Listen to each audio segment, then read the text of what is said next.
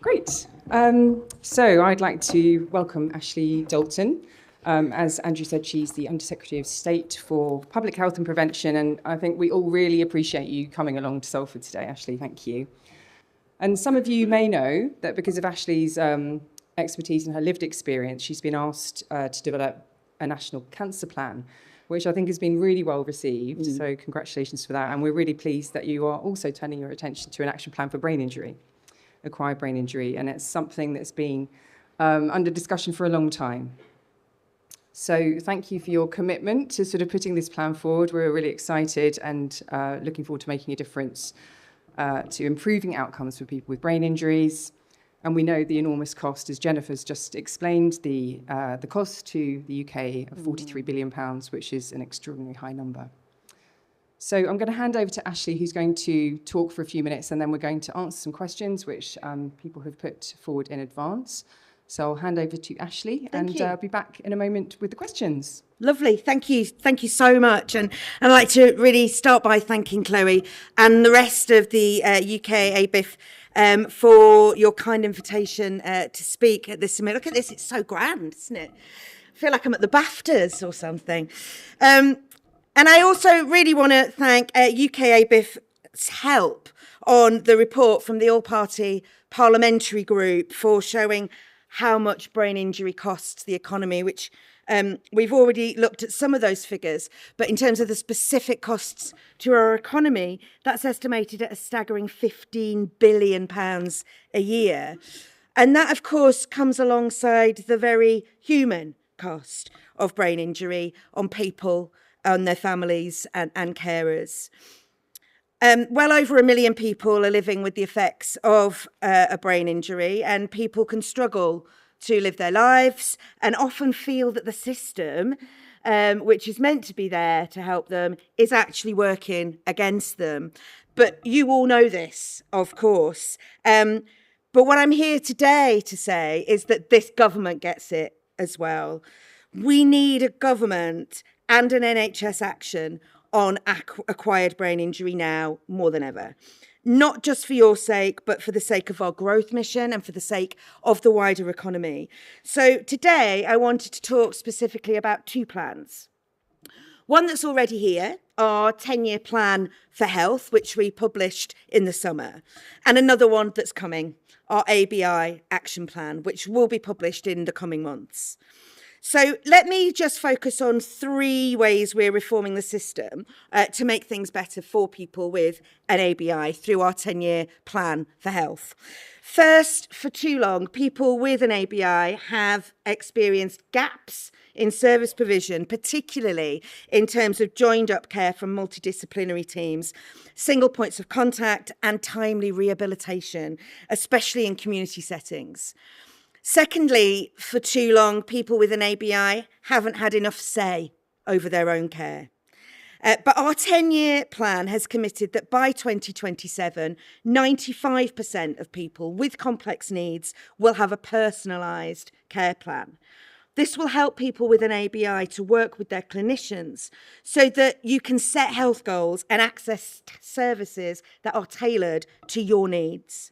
In other words, you won't just have a say over your care, but you'll be in the driver's seat. And thirdly, like the rest of the NHS, the care for ABI lags behind the private sector in the use of digital technology. Why shouldn't NHS patients have the best in digital and expect the same choice and control and convenience that you get when you're streaming a film or ordering a takeaway or just doing your weekly shopping?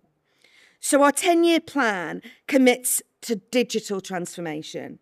Tools like the NHS app and the single patient record will empower patients to manage their condition more effectively, accessing personalised health information and even instant messaging care teams. And another thing is robotics. It's one of the 5 big bets in our plan. In the future, they will transform patient care through continuous monitoring to rehabilitation to supporting recovery from neurological injuries like ABIs. And for ABI patients, these innovations promise earlier intervention, better symptom tracking, and more responsive care. I want to talk some more about rehabilitation as well. The report from UKABIF and the APPG set out how difficult it can be for people with an ABI to access rehabilitation, which can be hard enough on its own. But when someone acquires an ABI, we're pretty good at taking them to A&E, stitching them up, and getting them out the door. But once they're out that door, it often takes far too long to sort out rehabilitation. And that rehabilitation is often disconnected from wider services. All the different parts just aren't talking to each other. And I bet many of you here know what that feels like and how frustrating that can be. In our 10-year health plan, we recognise that we can and we must do better. We'll bring all of these services, often called intermediate care, together. We want them to be fully integrated with neighbourhood health services. So all the things that you used to find in a hospital, like diagnostics, post-operative care, rehabilitation, these things can be found and accessed closer to home and in the community. We'll bring together the local NHS, the local authority, voluntary sector services that are so important to treat people holistically. Because as I always say, nobody lives their life in a silo determined by a government department. You know, we're all whole people and need to be treated as such. What it means is that we're looking at the person as a whole. And within 10 years, most outpatient care will happen outside hospitals. Now, let me turn to the ABI action plan. And let me start by saying, I know we haven't been as quick as we would have liked in getting this over the line. We made a lot of commitments in our 10-year health plan, and it's right that officials are taking time and making sure that we can deliver each and every one of them. An ABI is so serious that it shouldn't be rushed. It's important we get it right, and we want it to be accountable, actionable, and to the point.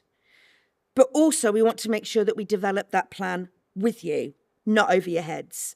And I'm so glad that I've got the chance to get your thoughts today.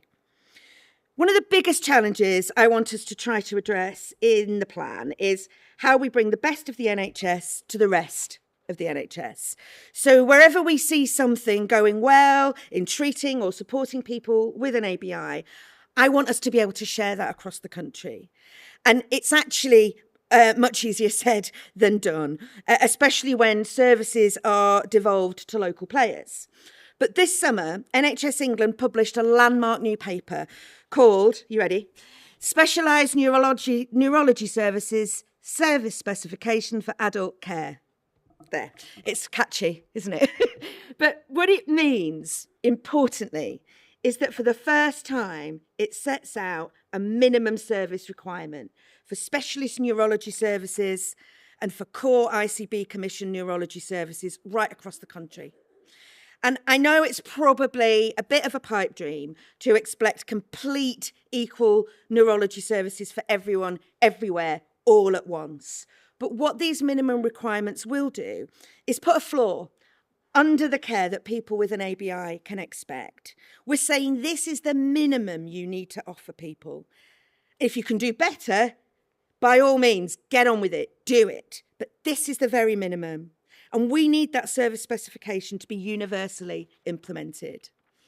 Last month, NICE refreshed its guideline, rehabilitation for people with chronic neurological disorders, including acquired brain injury. This guideline covers rehabilitation in all settings for children, young people and adults with a chronic neurological disorder, a neurological impairment or disabling neurological symptoms due to acquired brain injury. As a minimum, our ABI delivery plan will shine a spotlight on the new NICE guideline and set expectations that the NHS will take it into account and can go further. As a starter for 10, I want us to showcase those parts of England that have effectively integrated post-hospital care and support, including rehabilitation. We need to take those examples to other parts of the country where patients are not getting the care and support that they need. And take the example of the BRILL team at Nottingham University Trust, the first of its kind in the UK. BRILL stands for Brain Injury Living Life, and the team of 10 is made up of physiotherapists, occupational therapists, a consultant, a speech and language therapist, and a clinical psychologist. They offer bespoke packages of care for children after brain injuries. And the BRILL team carries out early intensive rehabilitation in hospital and supported discharge. It means children can focus on getting better, ideally at home, in familiar surroundings, with their toys and with their loved ones. And I want this kind of thing to be copied right across the country. The other thing is, I want to be careful about making sure that this plan isn't my plan. It's not the Department for Health and Social Care's plan, but a plan that's shared right across government. And there are many ways, of course, that people can get an ABI. So it's important that we get every government department pulling in the right direction. So I'm reaching out and working with colleagues responsible for road safety, for sports, domestic abuse, prison health, armed forces health, helping people back to work, housing and education, so that we can agree a joined up approach and that measures we can all take to improve awareness, prevention, independence, and the way we identify ABIs, all supported by better joined up data.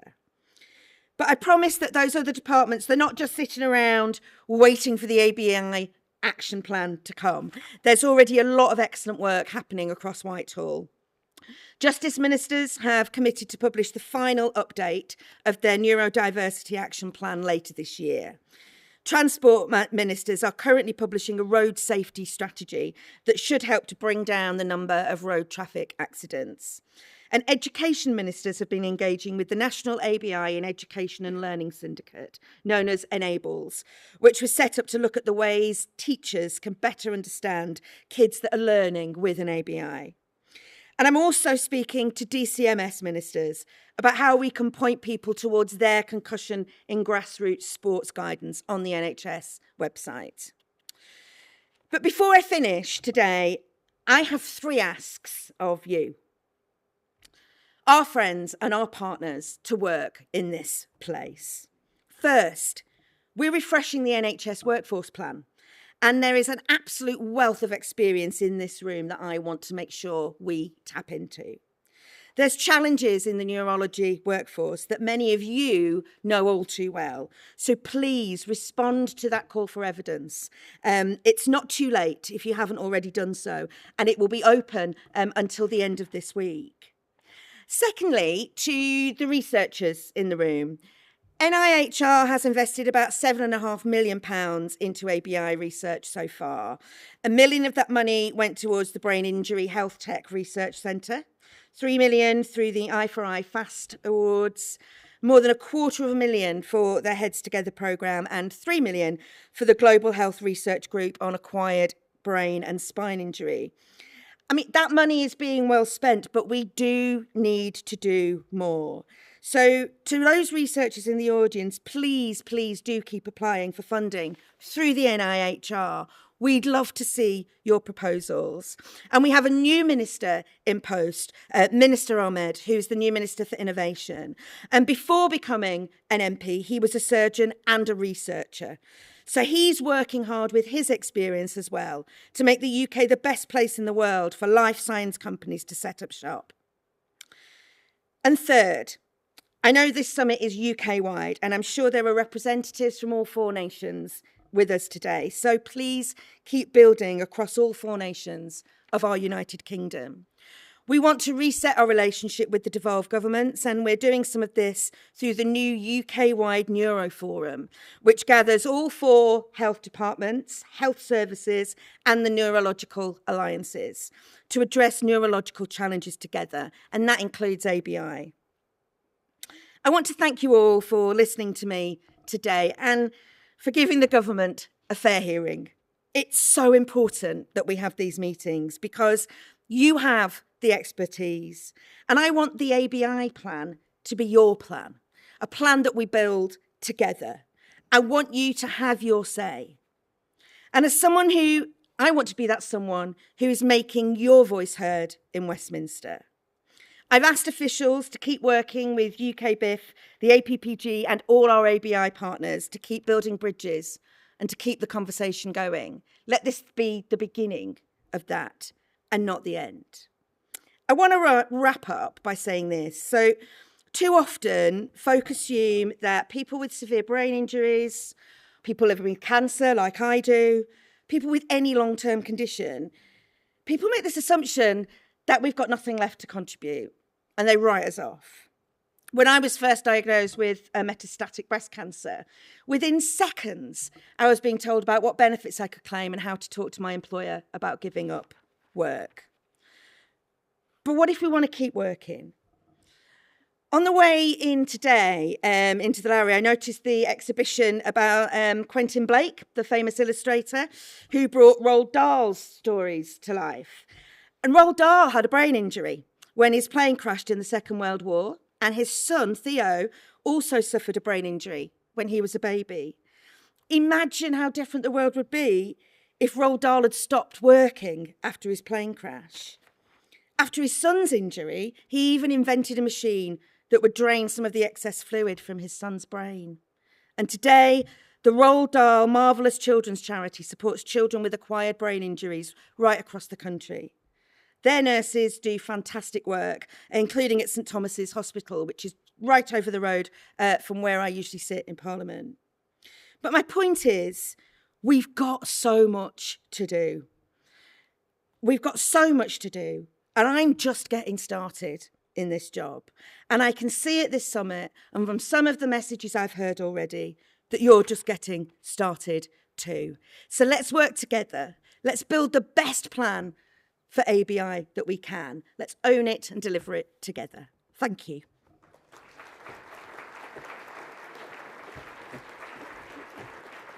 Am I sitting? You want to sit down? If that's all right. Have you got enough seats? Yeah, you can take that, and I'll talk on this one. Great, thanks. Thank you so much, Ashley. It was really good to hear from you and to hear all the positivity behind the development of the plan and what the government is doing. So we're moving on to the second part of this, which is a Q&A, and I'm going to invite some colleagues to join Ashley on the stage to help to answer some of these questions. So if you'd like to come on, we have some people here who many of you will already know. So Emily Bennett, who works at BRILL, actually, which is one of the organisations that the Minister mentioned, and is a clinical psychologist there. Alison Norman, who is a trustee of UKABIF and an associate professor at the University of Plymouth. And Sam Shepherd, who has lived experience of brain injury and works at Headway in East Sussex. So thank you all for joining us. So some of the questions you've partially answered in that talk, Ashley, so thank you for that. And thank you also to those who submitted questions. I'm going to run through one or two of those now, and hopefully we can have a little discussion between the panel members. So the first one is around an acquired brain injury pathway. So we know that people who have strokes pass along through a sort of treatment pathway, which works really well. And I think a lot of us have wondered whether we can, or how do we develop a roadmap for developing a pathway for acquired brain injuries in a similar sort of way. Oh, everyone's looking at me. Also, forgive me for having a folder.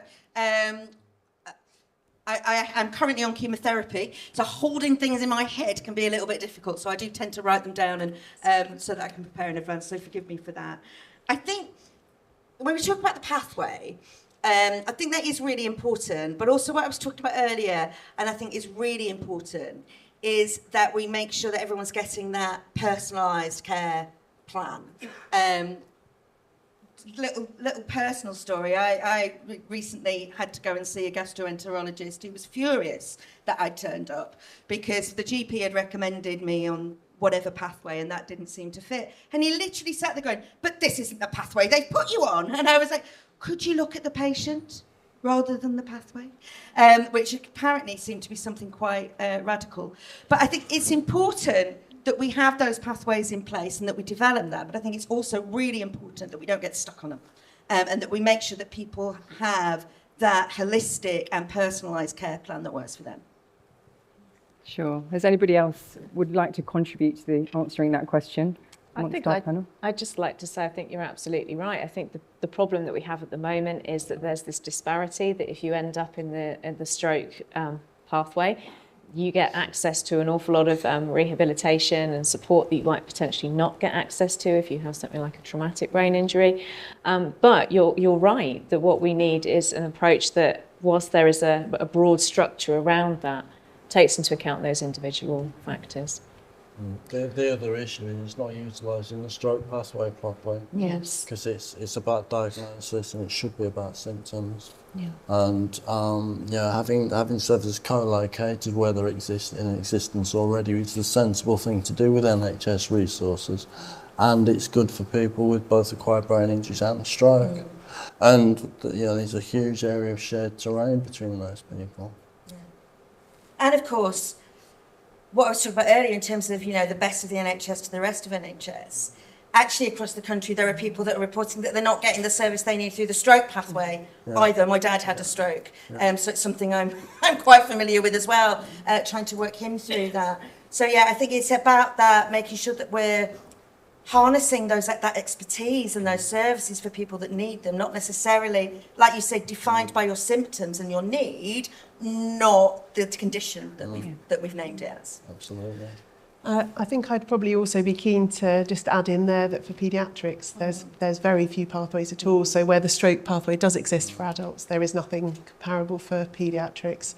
So just looking again at where best practice in adult kind of services could actually be extended into paediatrics would be really helpful.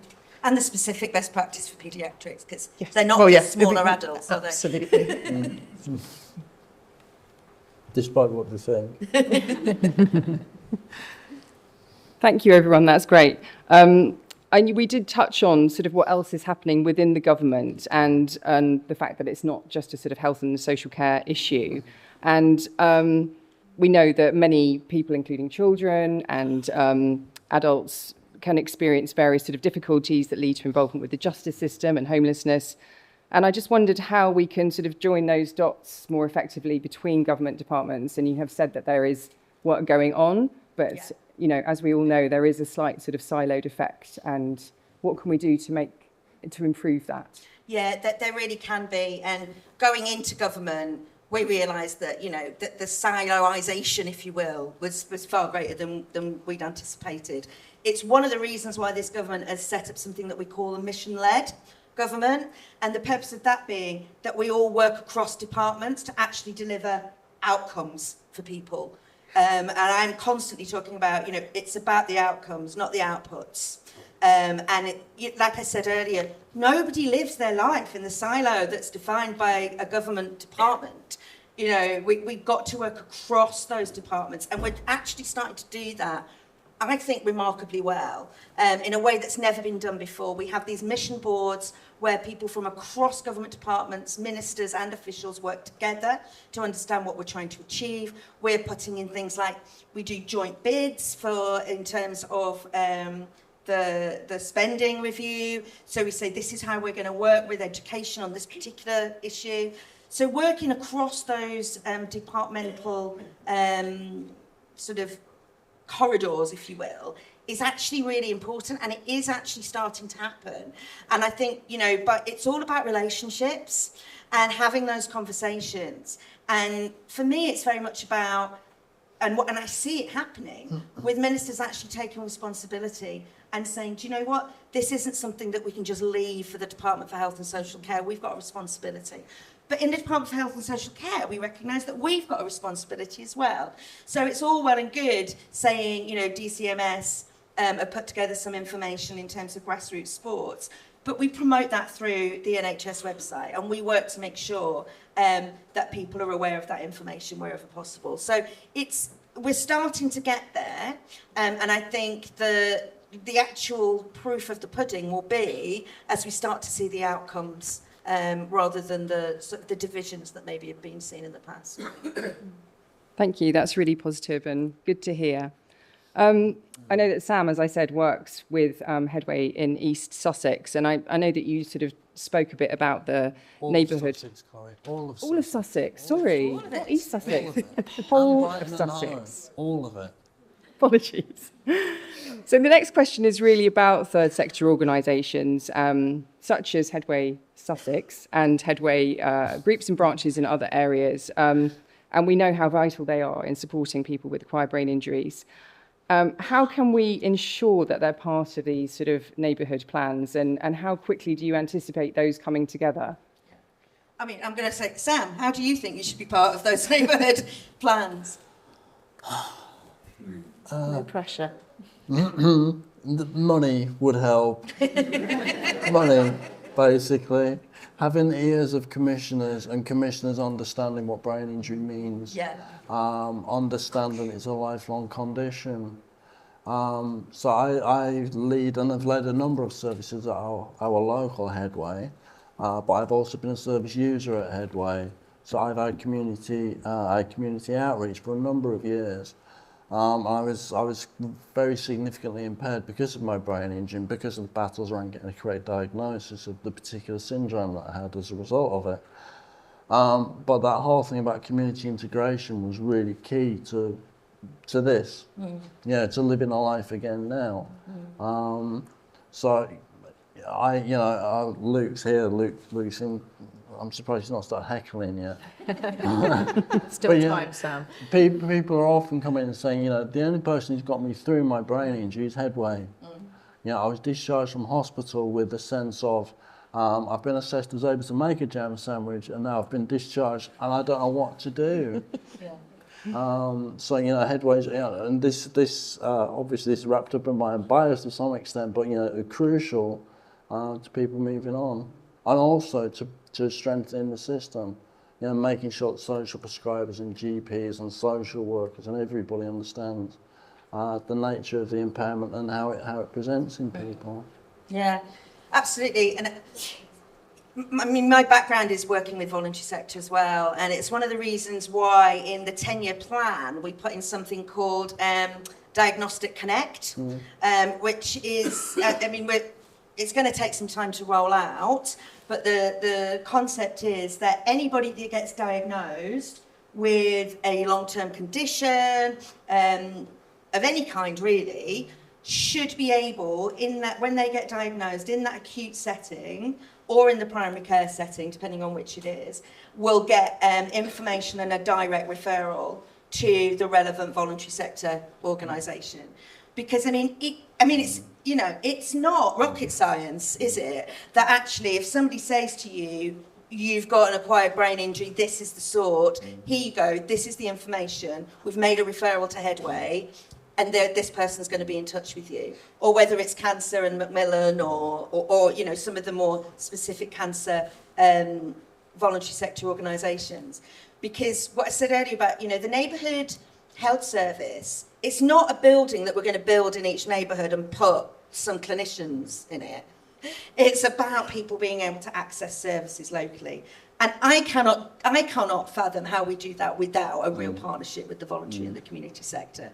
Because it's more about, it's not just about the numbers or being able to see enough people. It's about the expertise that exists in the voluntary sector. It's about the immense levels of trust and understanding that exists in the voluntary sector, and that real feeling as a patient that actually when you make contact with the voluntary sector or third sector organisation, it's a very, very different relationship than one that you would have with a clinician. And as a patient myself, I recognise that, and the benefit I get, for instance, from the service I get from Macmillan or breast cancer now. So it's really important. It's why we put Diagnostics Connect in the 10-year plan.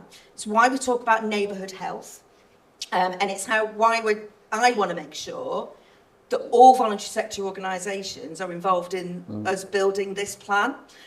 So whether that's contributing to the workforce call for evidence, whether that's sending in your feedback and your thoughts on the ABI plan, that's what's going to be really important, because the government can't do it by itself, the NHS can't do it by itself, the voluntary sector can't do it by itself, but we've all got unique expertise and we need to bring that together and get the support where it needs to be. And some money. And there's always a need for some money. I do get that. Obviously, We are working in a ridiculously tight fiscal situation. But what that means is making sure that we get the money to absolutely where it needs to be and delivers the best outcomes for patients. And I think, you know, where we can and where particularly local commissioners can, they should be working with voluntary sector organisations where appropriate. Why not? Absolutely. And I think the longer term costs to the government of not doing that actually is something that needs to be considered, doesn't it? Because there's a lot that would have to be scooped up. There's a lot of impact for people who don't get those services if they're not provided. So it's just such a crucial part of what the whole picture, isn't it? Yeah, absolutely. Yeah. That, of course, feeds back into this idea of trying to move away from silo working, because a lot of those long-term costs are not going to come out of the NHS budget. They may well come out of MOD or probation or homelessness services. Absolutely, absolutely. Thank you. So the talk prior to this was around the report that the All-Party Parliamentary Group produced, and I'm sure that Jennifer talked about data, and we know that data is key to understanding all of these issues around incidence and prevalence and recovery, and we obviously really need to improve data collection so that we can better analyse costs and benefits of care, and you know, so that it is comparable to the data that we have for cancer and other conditions. And I just wondered, you know, what your steer on that was in terms of data and the lack of data we have in this sector. Yeah, and you know, actually, I haven't found a sector yet that's told me they've got enough data. Everybody is saying we need more data. Data is everything. And one of the reasons why we've got that shift in the 10-year plan from analogue to digital is to try to improve our ability to capture data wherever we can. I think the single patient record is going to make it a lot easier, not only for patients to manage their care, but for us to monitor and access data on that. But it's certainly something that we need to explore further. And I think, you know, it always seems to me that in recent years, at the same time, simultaneously, we have more and more technology that allows us to collect data in far more efficient ways. And on the other side, we've got more and more legislation and things putting in place that make people terrified of using data, because whose data is it? And we're sort of, you know, we have to make sure that we've fundamentally got in place the protections that we need, and that patients own their own data, but we need to be able to improve how we collect that and use it. And it's so important. I mean, you talked about cancer, for instance. Yeah, we've got some pretty good data on cancer. I still can't tell. I mean, I've got metastatic breast cancer. Can't tell you how many other people have got it in the country, because we don't count it.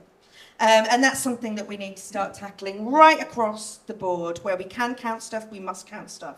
Because you know what the truth is? We don't know how many people have got something. How on earth do we build a service that responds to those needs? Because I don't even know what those needs look like. So it's going to be fundamental to how we take forward the whole of the 10-year plan.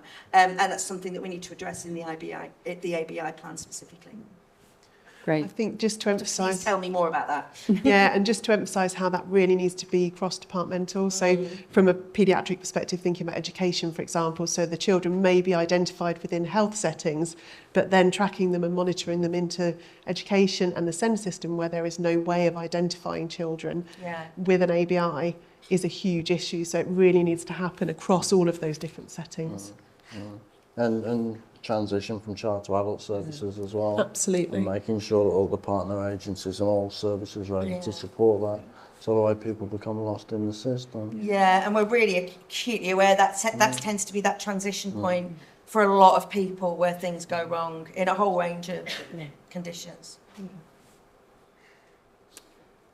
Thank you. So we've got one more quick question, running out of time. I know we could probably carry on for the rest of the afternoon with this and not get to the end of the list, but I just wanted to just turn back to paediatrics for a second, because I know that we firstly you've mentioned BRILL and you know, their service up there in Nottingham, but we do know that there's inequality in access to rehabilitation for adults and children, but it's, you know, particularly severe for children, despite the fact that the services that do provide it have, you know, very good sort of results in terms of recovery.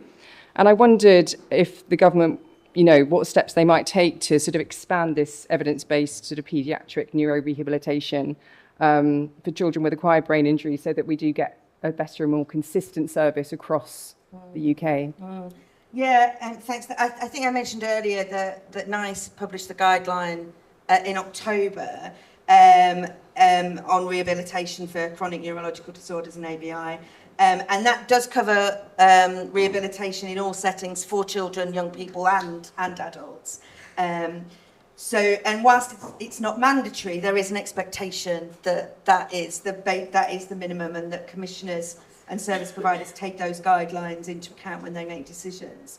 I think what I'm really interested in is, as we build the ABI plan, I'm interested to hear I'm going to look into some representations on how we can make sure that really covers children and young people in particular.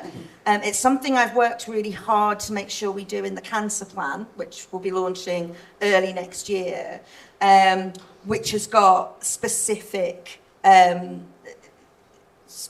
parts in it about children and young people. So I'd be really interested perhaps to work with BRILL and some others, and send me your information to see how we can make sure that when we put together the ABI plan, we are making sure that we are addressing those specific needs of children and young people, and not just expecting it all to cover.